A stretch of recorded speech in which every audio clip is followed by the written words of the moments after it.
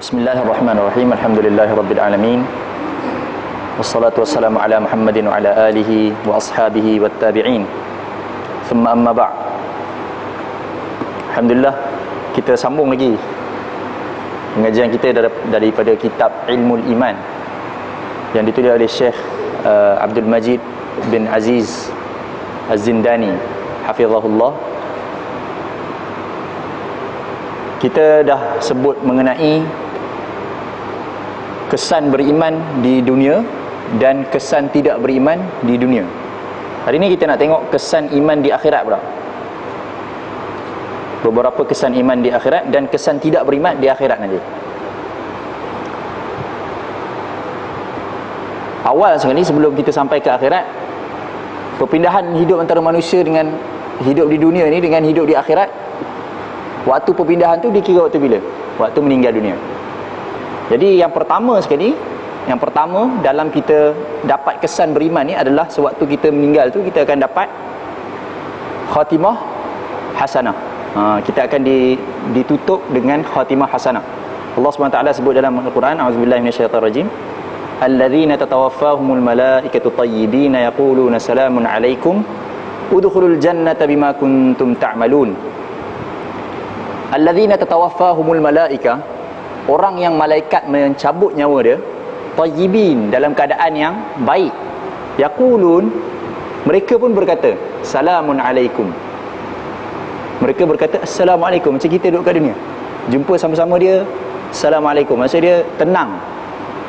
Udkhulul jannata bima kuntum ta'malun, masuklah kalian, malaikat berkata kepada mereka, masuklah kalian ke dalam syurga dengan apa yang telah kamu kerjakan. Jadi ini yang pertama. Yang kedua pula, dalam surah Fussilat Allah SWT sebut, a'udzubillahi minasyaitonirrajim, innal ladzina qalu rabbunallah thumma istaqamu tatanazzalu alaihimul malaikatu alla takhafu wa la tahzanu wa abshiru bil jannati allati kuntum tu'adun nahnu awliya'ukum fil hayatid dunya wa fil akhirah. Innal ladzina qalu rabbunallah, sesungguhnya orang yang berkata Tuhan kami adalah Allah. Thumma istaqamu, kemudian mereka ni beristiqamah, tegak, berdiri, tidak berubah. Tatanazzalu alaihimul malaikah, malaikat akan turun. Jadi bila malaikat turun ni? Itu disebutkan antara riwayat-riwayat tafsir dia adalah malaikat turun sebab tu dia meninggal dunia. Malaikat turun, alla takhafu. Lepas tu malaikat pun kata, jangan takut. Alla takhafu, sebab manusia ni bila dia meninggal dunia, dia akan teringat macam-macam. Seorang manusia ni bila dia sakit nazak ni, memang fitrah manusia ni dia akan teringat macam-macam. Dia akan teringat, oi, anak aku siapa nak bagi makan, bini nak bagi makan apa, kucing aku nak makan apa, semua macam-macam dia teringat kat rumah dia habis. Jadi kalau dia orang yang beriman, walaupun fitrah dia teringat macam-macam, malaikat tu akan sebut kepada dia waktu dia nak meninggal tu, malaikat akan kata alla takhafu wa la tahzanu, jangan takut dan jangan sedih. Wa abshiru bil jannah, dan malaikat akan menggembirakan dia dengan syurga allati kuntum tu'adun, yang telah dijanjikan kepada dia. Nahnu awliya'ukum fil hayatid dunya wa fil akhirah, Allah SWT menjadi wali kepada dia di dunia dan di akhirat. Walakum fiha ma tashtahi anfusukum walakum fiha ma tad'un, di dalam syurga tu ada apa yang syahwat-syahwat kita suka. Syahwat kita suka macam-macam kan. Dekat dalam dunia semua, dalam syurga nanti semua boleh. Walakum fiha ma tad'un, dan apa yang kita nak semua dapat dalam syurga. Okey, itu kesan beriman yang pertama sebelum kita berpindah ke alam akhirat. Selepas kita dah meninggal pula, alam pertama yang kita akan duduk, alam sementara yang kita akan duduk dinamakan alam barzakh. Alam barzakh. Alam barzakh ni kat mana? Dalam kubur lah. Dekat dalam kubur. Tapi alam barzakh ni dia bukannya nampak dengan mata. Alam barzakh ni dia tak nampak dengan mata. Nama je alam kubur, tapi kita tak nampak. Macam kita gali kubur orang tu tak nampak. Tak nampak pun ada alam apa-apa. Tak nampak. Jadi jelas lah menunjukkan, kata alam tu bukan alam yang kita faham sekarang ni. Alam tu bukan kita faham, alam hissi ni alam yang kita nampak. Tapi alam tu adalah alam lain yang Allah ciptakan. Dinamakan alam tu barzakh. Barzakh ni maksud dia sempadan di antara. Sempadan di antara dua benda dinamakan barzakh dalam bahasa Arab. Dia bukan digunakan barzakh ni untuk dalam kubur je. Barzakh ni dalam keadaan-keadaan lain pun boleh dinamakan barzakh. Jadi contohnya kalau kita katakan sempadan antara Selangor dengan Kuala Lumpur, sempadan antara Selangor dengan Kuala Lumpur, dekat tengah-tengah tu tak nampak line kan. Mana garisan ni, mana apa beza Kuala Lumpur sebelah sini, Selangor sebelah sini, tak nampak beza kan. Tengah-tengah tu orang bahasa Arab, dalam bahasa Arab disebut barzakh. Jadi dia bukan penggunaan dia dekat alam kubur je. Kalau kita pergi kita cakap kat orang kan, ni barzakh ni, terkejut orang. Aduh, teringat kat kubur tu. Tapi sebenarnya alam barzakh ni dalam bahasa Arab boleh digunakan untuk sempadan di antara dua benda. Jadi di dalam kubur, alam kubur ni tak sama dengan alam kita. Bila Allah sebut dalam Al-Quran, Allah sebut dalam surah Ibrahim contohnya, yusabbitullahu alladhina amanu bil qawli tsabiti fil hayati dunya wa fil akhirah. Allah akan mentsabatkan seorang yang beriman tu dengan qauli tsabit, dengan qaul yang sabit, la ilaha illallah, sewaktu bila? Fil hayati dunya wa fil akhirah. Waktu dia hidup dan waktu dia mati. Jadi waktu bila dia nak guna sabat ataupun teguh di dalam kalimah la ilaha illallah, teguh dengan dia ni beriman tiada Tuhan selain Allah ni, waktu bila? Kalau dalam keadaan hidup, waktu bila? Dalam amalan dia lah. Dalam amalan dia semua menunjukkan kata dia tidak mensyirikkan Allah. Jadi kalau amalan dia ni mensyirikkan Allah, dia tak teguh lah, tak termasuk dalam ayat ni. Sampailah dia nak mati, waktu dia mati tu malaikat turun, malaikat akan bagi tahu dia bahawa la ilaha illallah, jangan takut, jangan sedih, tiada Tuhan selain Allah. Waktu tu malaikat pun tolong dia. Allah sebut yusabbitullah, Allah yang mensabatkan dia, Allah yang meneguhkan dia. Lepas tu fil akhirah, dan juga hidup selepas mati. Selepas mati itu waktu bila? Sewaktu dia menjawab soalan daripada malaikat dalam kubur. Dia menjawab soalan malaikat di dalam kubur. Jadi orang yang mukmin, orang mukmin, dia akan berjaya jawab semua soalan-soalan malaikat tu. Tetapi Nabi SAW mengajarkan kita, kalau kita dah habis tanam semua sekali, Nabi kata doakan kepada saudara kamu, kerana dia sekarang tengah disoal. Baru je kabur, baru kampus. Lepas dah habis kampus tu, Nabi terus beritahu kepada sahabat-sahabat. Tak ada macam kita duduk sekejap, duduk tafakur, tak ada. Nabi cakap lepas dah kampus tu, Nabi kata doakan kepada sahabat kamu ataupun saudara kamu ini, kerana dia ni sekarang dah mula disoal. Soalan tu semua orang tahu. Soalan tu soalan bocor, lama dah kita tahu. Siapa Tuhan kamu, siapa Nabi kamu. Tapi yang nak jawab tu bukan mulut. Bukan mulut kita nak jawab. Yang nak jawab tu adalah amalan kita.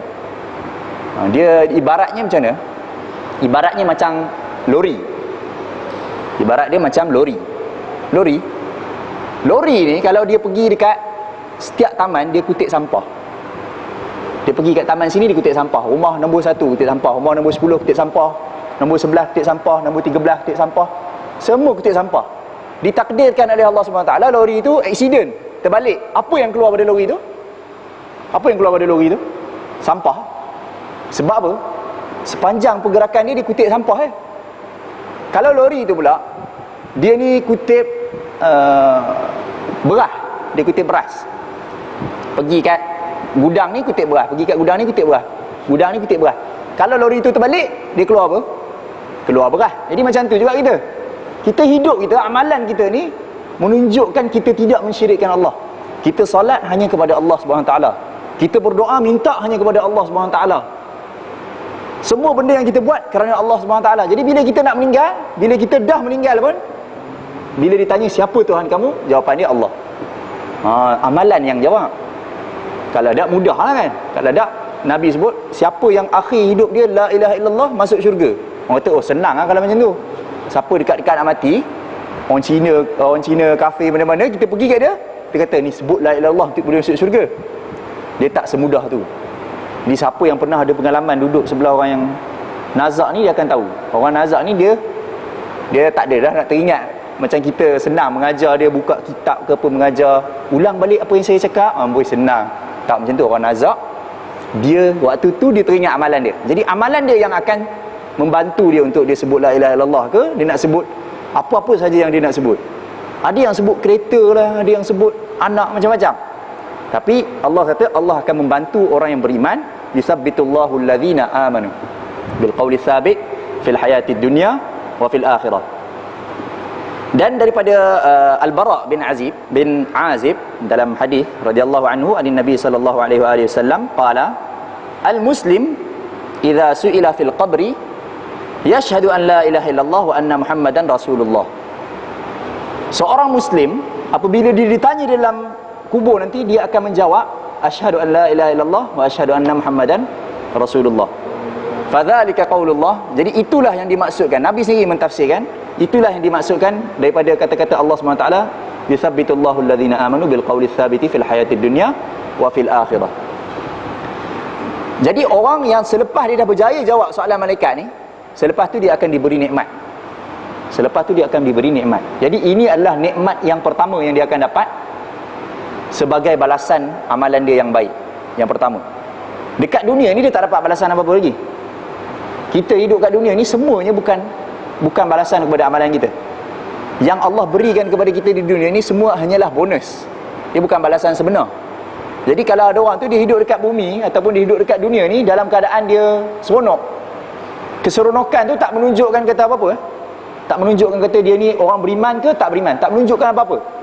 Tetapi Allah memberikan keseronokan tu kepada orang beriman sebagai bonus. Tapi Allah berikan keseronokan tu kepada orang yang tidak beriman macam-macam sebab. Sama ada Allah nak memberi dia hidayah ataupun Allah nak menambahkan lagi dia punya kesesatan dia pun boleh jadi. Jadi apa kesimpulan dia, keseronokan ataupun kebahagiaan yang dia dapat di dunia tak menunjukkan apa-apa. Ini disebutkan oleh Allah SWT dalam surah Al-Fajr. Surah Al-Fajr yang kita duk baca dalam juzuk Amma kan. Fa'ammal insan idza mabtalahu rabbuhu fa akramahu wa na'amahu fayaqulu rabbi akraman. Manusia ni bila Allah uji dia, Allah sebut bila Allah uji dia, Allah memberi dia nikmat, Allah memberi dia harta, maka dia pun berkata, fayaqulu, dia pun berkata, rabbi akraman, Tuhanku telah memuliakan aku. Lepas tu Allah sambung lagi, wa amma idza mabtala, manakala kalau dia diuji lagi, faqadara alaihi rizqah, rezeki dia ditahan, fayaqulu rabbi ahanan, dia berkata Tuhanku menghina aku pula, Tuhanku merendahkan aku pula. Allah jawab apa? Kalla. Sekali Allah jawab kalla. Kalla ni maksud dia semua tak betul, maksud dia semua salah. Jadi kalau kita cakap dengan orang Arab, kalau orang Arab tu cakap la, maksud dia tak je. Tapi kalau disebut kalla, maksud dia sikit pun tak betul. Kalla ni macam tegaskan memang tak betul. Kalau la, tidak sahaja. Kalau kalla, memang tak betul, tak ada sikit pun betul. Jadi Allah sebut dalam surah Al-Fajr, kalla. Maksud dia hidup kita ni dapat nikmat ke, dapat azab ke, tidak menunjukkan apa-apa. Jadi bila kita tengok persoalan di sini, kalau kita kata kita gali kubur, kita gali balik kubur orang, siapa-siapalah, kita tengok dalam tu orang tu tak hidup pun, tak nampak pun orang tu jawab soalan, tak nampak pun apa-apa orang tu, tak nampak apa-apa, tak nampak dunia, tak nampak nikmat, tak nampak azab, tak nampak dia kena bakar ke apa, tak nampak apa-apa. Bila kita tak nampak tu, adakah kita kata alam ni tak wujud? Sedangkan alam ni dah disebut dalam nas, dalam Al-Quran, dalam sunnah. Jawapan dia, alam ni wujud, tetapi dia bukan alam yang kita faham, bukan alam yang kita faham sekarang ni, tapi alam yang lain. Okey. Seterusnya, apa lagi kesan daripada beriman di akhirat nanti? Allah akan meluaskan kubur dia. Allah akan meluaskan kubur dia. Dalam hadis daripada Bara' bin Azib lagi, annahu sallallahu alaihi wasallam qala, fayunadi munadin fis sama' an sadaqa ibadi, an sadaqa abdi, fa afrishuhu minal jannah wa albisuhu minal jannah waftahu lahu baban ilal jannah. Maka Allah pun berkata kepada tadi yang berjaya menjawab soalan malaikat tu, Allah kata kepada dia, afrishuhu minal jannah, hampakan dia, bentangkan dia, permaidani ataupun apa-apa saja hamparan daripada syurga. Nikmat pertama dia akan dapat di dalam kubur. Dia akan dapat, dia duduk atas, dia tak duduk atas tanah dah, dia tak duduk atas tempat keras dah, dia akan duduk di atas tilam ataupun di atas kapet, apa-apa saja hamparan, tetapi berasal daripada syurga. Wa albisuhu minal jannah, dan tukar pakaian dia, pakai pakaian dia daripada syurga juga. Waftahu lahu baban ilal jannah, dan bukakan pintu supaya dia nampak syurga tu. Tak masuk syurga lagi, dalam kubur baru, tapi dia dah nampak dah syurga. Qala fayatihi min ruhihi, fayatihi min rauhiha, maka bila buka pintu syurga tu, datanglah bau syurga tu. wa tibiha, dan bau dia juga. Wa yufsahu lahu fi qabrihi madda basarih, dan dia akan diluaskan kubur dia. Madda basar maksud dia seluas mata memandang. Jauh mana mata dia boleh tengok, seluas tu kubur dia. Inilah maksud hadis, inilah maksud daripada ayat Al-Quran bila Allah SWT kata wala taqulu liman yuqtalu fi sabilillahi amwat bal ahya'un inda rabbihim yurzaqun. Jangan kamu kata orang yang terbunuh di jalan Allah itu adalah mati, bahkan mereka hidup di sisi Tuhan mereka, diberi rezeki. Inilah maksud dia. Rezeki dia adalah dia dapat tempat yang luas, dia dapat duduk di atas tempat yang sedap, dia dapat pakaian-pakaian yang sedap. Inilah maksud dia akan hidup. Maksud dia dihidup dengan nikmat. Bukan maksud dia hidup betul-betul. Bukan maksud dia hidup, dia jantung dia berdetak lagi, nadi berdenyut lagi, tak. Jadi orang yang dah mati, dia tetap mati. Orang yang dah mati lah. Masuk kubur, tak kira dia wali Allah ke, dia ulama ke, dia macam mana, syahid ke, dia mati. Secara badani dia mati, tapi dia hidup tu maksud dia dapat nikmat di sisi Allah SWT. Diterangkan dalam hadis Bara' bin Azib ni. Okey. Seterusnya lagi, yu'minuna minal faza'il akbar. Dia ni akan selamat daripada sangkakala. Orang yang beriman ni, dia selamat daripada sangkakala. Allah sebut di dalam surah Al-Anbiya, la yahzunuhumul faza'ul akbar wa tatalaqahumul malaikatu hadza yaumukumul ladzi kuntum tu'adun. La yahzunuhumul faza'ul akbar, mereka ni tidak akan sedih, tidak akan gundah gulana dengan sangkakala. Wa tatalaqahumul malaikah, dan malaikat akan sentiasa jumpa dengan mereka. Hadza yaumukumul ladzi kuntum tu'adun. Inilah hari yang telah dijanjikan. Sebab sangkakala ni menunjukkan hari kiamat lah.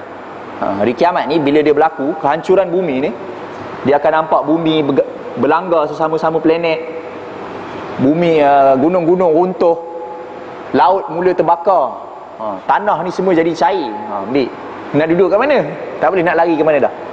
Tak ada tempat nak lari. Tapi orang beriman, Allah SWT beri dia rahmat. Dia ni tidak sempat sampai sangkakala pun tak sempat. Bila sampai kat sangkakala pertama, dia dah meninggal dah. Orang beriman macam tu. Orang yang tak beriman, dia akan dibiarkan. Dia mati dalam keadaan dahsyat. Tapi orang beriman, dia mati dalam keadaan yang baik. Okay. Seterusnya kita tengok kesan daripada tidak beriman pula. Kesan daripada tidak beriman di hari akhirat nanti.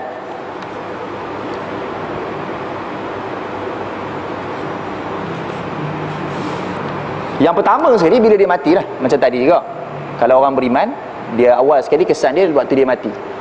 Kalau orang mati, dia dapat khatimah hasanah kan? Dia dapat khatimah hasanah. Kalau orang yang tidak beriman, dia dapat khatimah sayyi'ah. Allah SWT sebut, walau tara idhil zalimuna fi ghamaratil maut wal malaikatu basitu aydihim akhriju anfusakum.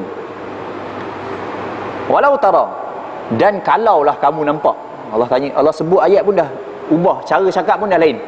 Walau tara, kalau kamu nampak, idhil zalimun, ketika mana orang-orang yang zalim, fi ghamaratil maut, dalam keadaan nazak nak mati, wal malaikatu basitu aydihim, malaikat membuka tangan besar-besar macam ni, akhriju anfusakum, malaikat kata, "Hoi, keluar."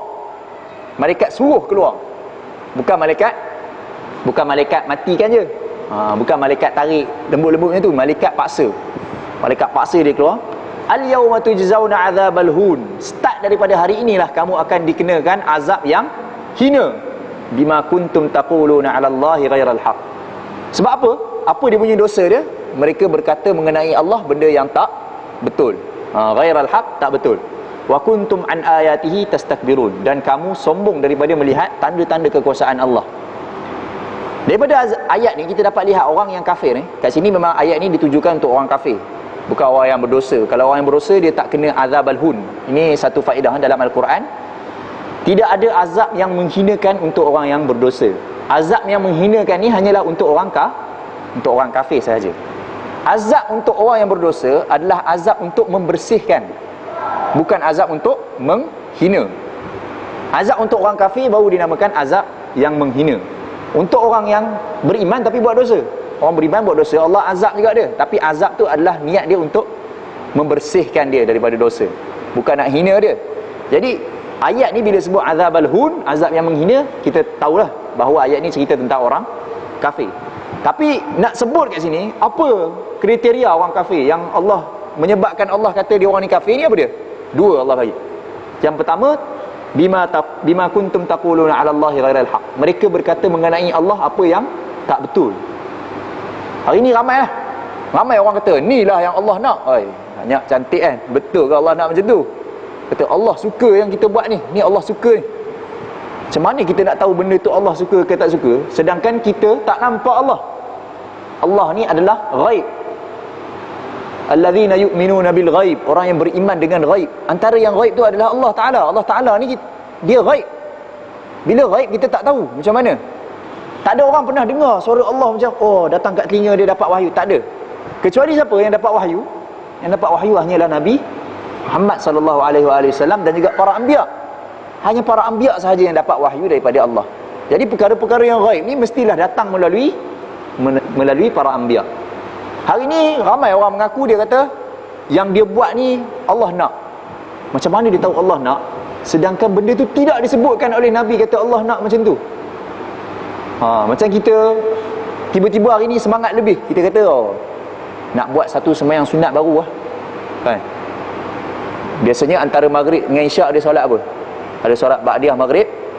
Lepas tu lagi bila dah masuk isyak ada solat qabliyah isyak. Kita nak tambah sembahyang baru lah. Kita kata nama solat ini adalah solat kuliah maghrib, solat sunat kuliah maghrib. Mari kita semua kumpul-kumpul orang buat solat sunat kuliah maghrib. Ni Allah suka ni. Bila disebut ni Allah suka ni, kadang-kadang dia tak sebut jelas macam tu. Dia sebut ni fadilat dia besar, iaitu dia akan mendapat pahala 1000 pahala. Siapa pemberi pahala? Allah Ta'ala. Jadi dia telah mengatakan daripada Allah benda yang tak betul. Allah tak sebut, Allah tu bagi 1000 pahala. Bagaimana kan? Jadi tak sebut, tiba-tiba dia sebut. Inilah yang dimaksudkan dalam taquluna 'ala Allahi ghairal haq wa kuntum an ayatihi tastakbirun. Mereka ni sombong. Bila orang bagi tahu dia, ini tanda ni, Allah bagi tahu dalam Al-Quran macam ni. Semua langit dan bumi ciptaan ni semua tanda kekuasaan Allah. Manusia ni adalah bukti kewujudan Allah. Dia kata tak, semuanya jadi sendiri. Kan hari ni kan ramai, kalau orang-orang putih lah selalunya, orang Malaysia ni tak ramai sangat tapi ada. Dia mula tak percaya kepada Tuhan. Dia kata Tuhan, semua yang berlaku atas muka bumi ni semuanya jadi sendiri. Pokok tu tumbuh sendiri, manusia lahir sendiri, semua sendiri lah. Semua berlaku sendiri. Dia kata kat dia, ada tak benda logik akal yang jadi sendiri?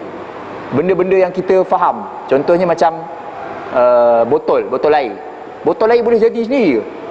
Padahal botol air ni benda simple je. Botol air ni kadang-kadang tak, nilai dia tak sampai 1 sen pun. Tapi benda yang tak sampai nilai 1 sen ni boleh jadi sendiri. Kita kata botol ni buat daripada plastik. Plastik ni ada daripada minyak. Minyak ada dekat dalam bumi. Jadi bumi ada minyak, daripada minyak boleh buat plastik. Jadi semua benda tu datang daripada dalam bumi juga. Boleh tak bumi buat sendiri botol air? Boleh bumi buat botol air sendiri? Mesti orang yang logik dia akan kata tak boleh lah, gila kata. Mana ada botol keluar daripada bumi tu dah bentuk botol air? Tak ada. Itu orang buang sampah dalam tanah. Tapi botol nak jadi sendiri tak boleh. Habis tu manusia macam mana boleh jadi sendiri? Macam mana manusia boleh jadi sendiri pula? Datang dari mana? Tiba-tiba jadi sendiri? Tak logik. Jadi dia nampak dah tanda tu, tapi dia tidak mahu terima. Sombong. Itu dalam Al-Quran Allah sebut kuntum an ayatihi tastakbirun. Selepas dah mati dalam keadaan yang sayyi'ah, khatimah sayyi'ah, dia akan dapat azab di dalam kubur. Wa haqa bi ali fir'auna su'al azab. Dalam masalah azab kubur ni, ada orang kata azab kubur ni tak wujud. Dulu famous, sekarang dah tak famous sangat dia tu. Tapi dulu famous. Dia kata azab kubur ni tak wujud. Sebab apa dia kata tak wujud? Yang pertama dia punya hujah, dia kata apa? Kalau orang tu mati tak ada kubur. Contohnya macam dia mati, bakar dia. Kita bakar je. Bakar dia punya mayat dia. Jadi dia tak kena azab lah. Itu kalau dia rasa bakar tu bukan azab lah. Tapi dia mati dalam keadaan kena bakar. Ataupun dia mati lemah, dia punya mayat dia tu tak jumpa, duduk dalam laut. Ataupun dia mati kira hancur lah, badan dia ni hancur, tak ada langsung cebisan, tulang semua tak ada. Jadi kat mana dia nak kena azab? Macam mana nak kena azab? Lepas tu dia boleh buat main-main pula. Dia kata habis tu kalau kita takut kena azab, kita jangan tanam lah dia. dia tak masuk dalam kubur, tak kena azab kubur. Dia main-main macam tu. Yang lagi best lagi, dia kata hadis mengenai azab kubur ni, dia kata hadis ni tak betul. Hadis ni tak betul. Sebab hadis ni dia kata diriwayatkan oleh orang Yahudi.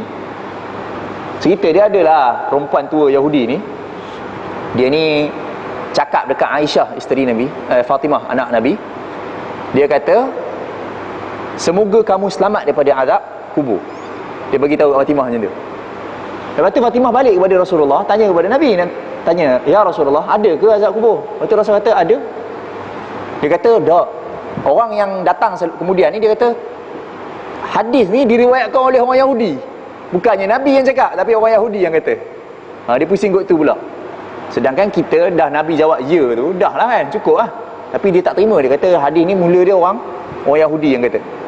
Jadi dia tak nak terima lah, hadis dia tak nak terima. Lepas tu dia main-main dengan dia punya, dia kata kalau tak tanam pun tak apa, kita bagi kat dia ayat Al-Quran. Dalam Al-Quran, dalam surah Ghafir, Allah sebut mengenai Fir'aun. Tengok ayat ni, dia hanya orang yang bijak je faham. Wa haqa bi ali fir'auna su'ul azab. Maka patutlah bagi ahli Fir'aun dan juga golongan dia dan juga pengikut-pengikut dia azab yang buruk. Allah kata su'ul azab, mereka akan mendapat azab yang buruk. Annaru yu'raduna 'alaiha ghuduwan wa 'ashiyya. Neraka akan ditayangkan bagi mereka ni pagi dan petang. Setiap pagi dan setiap petang akan ditayangkan neraka bagi keluarga Firaun. Lepas tu Allah sambung, wa yauma taqumus sa'ah, dan apabila berlakunya hari kiamat, adkhilu ala fir'aun asyaddal azab. Barulah ahli Firaun ni akan dimasukkan ke dalam azab yang lebih besar. Jadi ayat ni kata mula-mula ada dah azab, iaitu apa? Dia akan ditayangkan neraka kepada dia pagi dan petang. Dia kata okey, tayangan mungkin tak ni kot, tak kira azab kot. Siapa kata? Dua. Yang pertama, orang ni kalau dia nak dapat dah benda tu, kalau kita tayang kat dia benda tu, dia lagi rasa lah. Contoh kalau orang dia suka kereta lah contoh. Dia dah beli dah kereta, dah order dah, tapi tak sampai-sampai lagi. Hari-hari dia tengok je video kereta. Oi, bestnya. Dia dah order dah kereta BMW 7 Series. Tapi kereta tu tak sampai rumah lagi. Setiap hari dia cuma dapat tengok video je pasal kereta dia. Dia tengok kat handset dia, hari-hari main handset tengok, oh, hebatlah kereta BMW 7 Series ni. Dia rasa macam mana? Dia rasa seronok lah kan? Tapi kalau orang, contohnya macam dia nak kena hukuman gantung sampai mati dalam penjara. Hari-hari pengawal penjara tu pergi kat dia, tayang tali gantung. Tali gantung. Apa dia rasa? Mesti dia rasa takut kan? Jadi sama juga. Ini bukan tayang kat dia tali gantung ni kepada Firaun ni. Tayang kat dia apa? Neraka, api neraka. Api neraka ni sangat panas. Api neraka ni sangat panas. Dia punya bahang dia tu saja dah boleh membakar dah. Bahang dia saja dah boleh bakar dah. Kalau kita bahang tu mungkin boleh pedih-pedih muka je lah, tapi dia dah bakar dah. Dah terbakar dah, baru kena bahang je dah terbakar.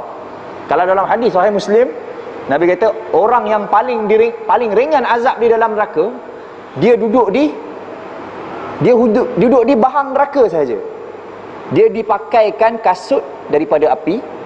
Kasut tu daripada api. Kalau kita tengok api, bentuk api macam ni, lebih kurang macam gini tajam-tajam Yang tajam-tajam tu dia duduk kat atas je macam tu. Dia duduk kat atas ni macam ni, dipakaikan kasut je saja.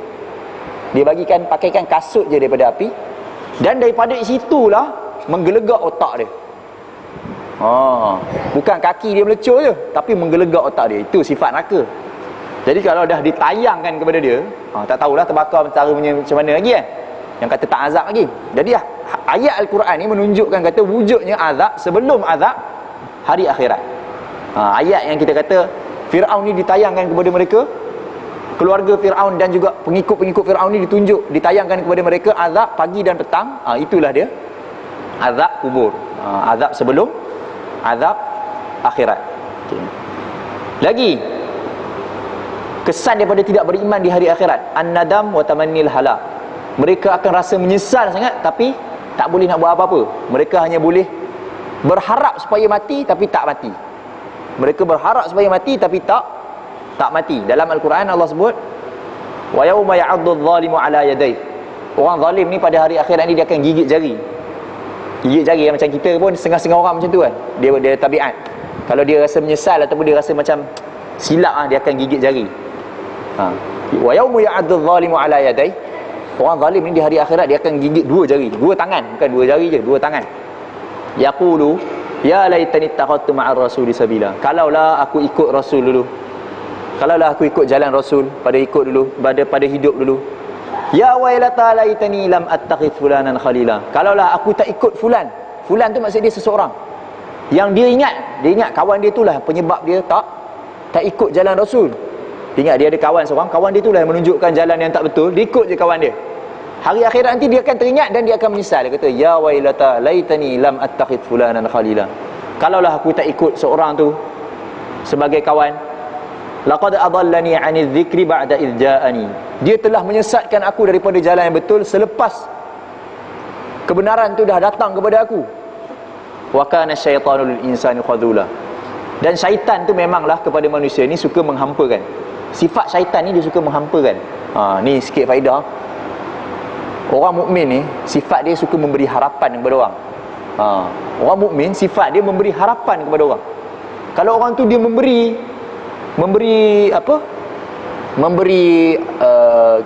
kekecewaan kepada orang, itu bukan sifat orang mukmin. Itu sifat syaitan. Wa kana syaitanu lil insani khadula.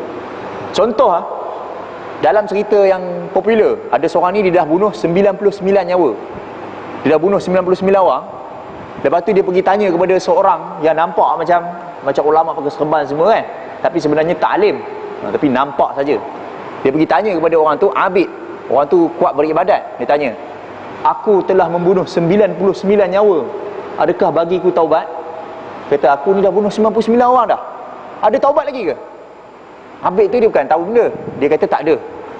Kata, mana ada taubat 99? Seorang pun tak. 99 lagi teruk. Seorang pun dah teruk dah. Bunuh seorang pun dah teruk. Ni bunuh sampai 99 orang, tak ada taubat. Memang tak ada taubat. Confirm tak ada. Jadi dia kata, alang-alang dah 99, baik jadikan 100. Senang nak bayar, tak ada baki kan? Bunuh terus yang abid tu. Lepas tu barulah dia jumpa dengan orang yang alim. Barulah dia jumpa dengan orang yang betul, ulama yang sebenar. Dia tanya kepada alim tu, dia tanya, aku dah membunuh 100 nyawa. Dah 100 dah lah. Tadi 99, sekarang dah jadi 100. Ada tak taubat bagi aku? Barulah dia kata, dah siapa yang menghalang kamu daripada taubat? Tak ada apa-apa yang menghalang kamu daripada taubat. Tidak ada pintu taubat, tak pernah tertutup. Jadi orang alim tu kata, pintu taubat tak pernah tertutup, itu memberi harapan kepada dia. Jadi orang mukmin ni sifat dia memang memberi harapan. Tak kira lah buat dosa banyak mana pun. Kalau ada orang ni, dia ni jenis buat dosa banyak, sekali tu dia datang masjid, dia duduk sekali dalam taman kita, muka dia memang tak pernah nampak kat masjid, sekali tu dia datang masjid. Kita nak jadi jenis orang yang macam mana? Fiwit first time bak dah jadi ustaz dah. Kita nak jadi orang macam mana? Jenis pertama ke jadi jenis kedua? Alhamdulillah, baguslah datang masjid. Ataupun kita kata kat dia, kita ada kuliah ni di masjid, mainlah duduk sekali. Bukan sekali kita datang solat je, kita boleh duduk dengar kuliah, dapat pahala duduk je. Bukan kena dengar betul, kena catat sangat pun, duduk je dengar, dapat pahala dah. Kita nak jadi orang macam mana? Kita lagi sindir, dia lagilah dia sakit hati, dia malu nak datang. Jadi Nabi SAW pernah menegur sahabat. Sahabat ni, ada seorang sahabat Nabi, dia ni suka minum arak. Dia orang Islam tapi dia suka minum arak. Tak tahulah, wallahu alam dia ketagih ke macam mana, sebab tak pernah try arak ni ketagih kot. Jadi dia ni tak boleh nak hilang ketagihan dia terhadap arak, dia jadi selalu minum arak. Tapi yang bagusnya, setiap kali dia minum arak, dia akan pergi bertaubat, dia akan minta maaf balik, dia akan jumpa dengan Nabi, dia kata, ya Rasulullah, aku ni minum arak, jadi sebat aku. Dia pergi serah diri, dia suruh Nabi sebat dia. Lepas tu Nabi pun sebat dia. Lepas tu dia balik Lepas tu datang lagi sekali, dia minum arak pula. Yang bagus dia apa? Dia datang lagi, dia serah diri kepada Nabi, dia kata, ya Rasulullah, aku ni minum arak. 3 kali, 4 kali datang, banyak kali datang serah diri kepada Nabi. Sahabat yang lain, adalah sahabat lain ni, tak sebut nama dia siapa. Sahabat lain ni dia kata apa? Celakalah engkau, banyak betul engkau kena sebat kerana arak. Dia kata macam tu. Kalau kita pun, kita rasa macam, orang ni buat dosa, sekejap taubat buat pula, dah taubat buat pula, dah taubat buat pula, kita pun sakit hati. Tapi sahabat ni kata macam tu dekat orang tu, kata, celakalah engkau, banyak betul engkau kena sebat arak. Nabi marah kepada siapa agak? Nabi marah kepada orang minum arak banyak ke Nabi marah kepada dia? Nabi marah kepada dia. Nabi kata apa kat dia? Janganlah kamu menjadi penolong syaitan. Jangan jadi penolong syaitan. Sebab apa tadi macam saya sebut tadi apa? Syaitan ni sifat dia menghampakan manusia, mengecewakan manusia. Sifat syaitan ni macam ni, dia suka mengecewakan manusia. Jadi kalau orang tu contoh dia dapat projek tender, dia kata tender ni juta-juta tapi kena rasuah sikit je. Kena rasuah sikit. Bagilah rasuah RM100 je, tapi tender tu sejuta. Daripada sejuta tu keluarkan zakat balik, bayar tak apa, tak ada masalah kan. Ada lagi satu tender tu RM10,000 ke. RM10,000 ni kalau zaman sekarang macam lekat jelah gigi gitu lah. Tapi tak ada rasuah apa-apa. Jadi mula-mula syaitan dia akan suruh ambil yang sejuta tu dulu. Lepas dah ambil yang sejuta tu, apa yang syaitan akan kata kat dia? Dah tak ada harapan dah, banyak sangat dosa ni. Ni dosa sampai sejuta ni, tak ada harapan dah. Tu nampak sifat syaitan tu macam tu. Dia akan kata tak ada harapan. Dia akan kata tak ada peluang nak taubat. Sama juga dengan sahabat tadi. Walaupun dia sahabat, tapi dia cakapkan macam tu, Nabi marah. Nabi kata janganlah kamu menjadi penolong syaitan kepada saudara kamu. Kita pun kalau nampak ada orang tu nak berubah, kita tolong dia. Bukan kita lagi sindir dia. Tu dia. Lagi kesan daripada tidak beriman di hari akhirat lagi. Mereka akan dikumpulkan bersama sembahan-sembahan mereka di dalam neraka ni. Innakum wa ma ta'buduna min dunillah hasabu jahannam antum laha waridun. Kamu dan apa yang kamu sembah sekali, semua sekali akan duduk di dalam syurga, di dalam neraka. Dalam surah Al-Anbiya, innakum wa ma ta'buduna min dunillah hasabu jahannam. Kamu dan apa yang kamu sembah selain Allah, semua sekali akan menjadi bahan bakar api neraka. Antum laha waridun. Semua sekali akan masuk bersama-sama. Ayat ni bila disebutkan di zaman Nabi dulu, adalah orang Yahudi mana? Yahudi ni memang dia suka, kalau kita zaman sekarang sebut sarkastik. Dia sarkastik. Kata, habis tu kalau orang Kristian dia sembah Nabi Isa masuk neraka sekali lah. Nampak pandai dia. Dia main macam tu. Kata, dia tak percaya Quran. Poin dia tak percaya Quran lah. Tapi tu kalau Nabi Isa disembah oleh orang Kristian, Nabi Isa masuk neraka lah. Sebab kita sebut kamu dan sembahan kamu semua akan masuk neraka. Jadi soalan ni jangan bimbang. Kalau ada orang tertanya-tanya hari ni, daripada dulu lagi dah ada jawapan dia. Daripada zaman Nabi lagi dah ada jawapan. Iaitu apa? Orang yang disembah dalam keadaan dia ni suka, dalam keadaan dia ni redha, yang itulah yang akan masuk bersama di dalam neraka. Tapi orang yang disembah dalam keadaan dia tidak redha, macam Nabi Isa AS, dia sendiri sebut, dia kata, aku tak tahu apa yang umat aku buat selepas aku mati. Lepas aku mati tak tahu lah. Allah Ta'ala lebih tahu apa yang hambanya buat selepas aku mati. Jadi kalau disembah aku tak redha. Disembah aku tak redha. Jadi siapa yang disembah dalam keadaan tidak redha, tak termasuklah di dalam ayat Quran yang mengatakan semua akan masuk neraka. Tapi siapa yang suka orang sembah dia, dia suka sangat orang sembah dia, orang sujud kat dia suka. Suka lah orang sujud kat aku ni, bagus lah. Suka. Orang yang suka macam ni, macam Ayah Pen. Kalau siapa pernah tengok dulu kes Ayah Pen tu, zaman tu tak popular lagi handset yang ada video ni. Kalau kita nak tengok kena beli CD, kena pergi pasar malam beli CD Ayah Pen. Susah zaman tu kan. Betapa susah payahnya nak tengok Ayah Pen je pun. Kan dapat pahala pun. Tengok video Ayah Pen tu adalah tunjuk Ayah Pen ni orang sujud kat kaki dia. Punyalah pelik punyalah sesat. Sampai kan bukan orang Islam je pergi sujud kat kaki Ayah Pen, orang Hindu. Orang Hindu pun sujud kat kaki Ayah Pen. Jadi macam orang-orang macam Ayah Pen ni, dia suka orang sembah dia. Dia suka orang sembah dia, dia ni akan bersama-sama. Kalau tak bertaubat sebelum meninggal, dia akan bersama-sama di dalam neraka nanti, bersama-sama dengan yang menyembah dia. Jadi wallahu alam. Kita bagi azan dulu.